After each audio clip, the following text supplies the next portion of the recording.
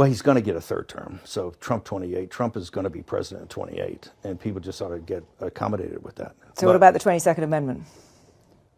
There's many different alternatives. At the appropriate time, we'll lay out what the plan is. But there's a plan, and President Trump will be the president in 28. We had longer odds in 16 and longer odds in 24 than we got in 28. And President Trump will be the president of the United States, and the country needs him to be president of the United States. We have to finish what we started.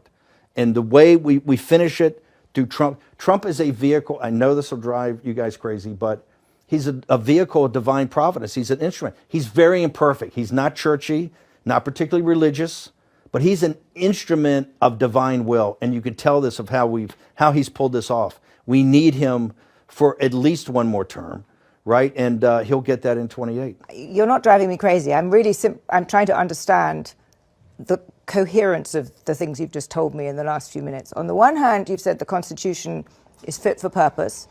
Secondly, you've said that President Trump needs another term, even though the 22nd Amendment makes pretty clear that he cannot have another term. Why does it make that clear? Because he's on his second term already. At some point in time, we will make sure we go through, Zanny, and define all those terms.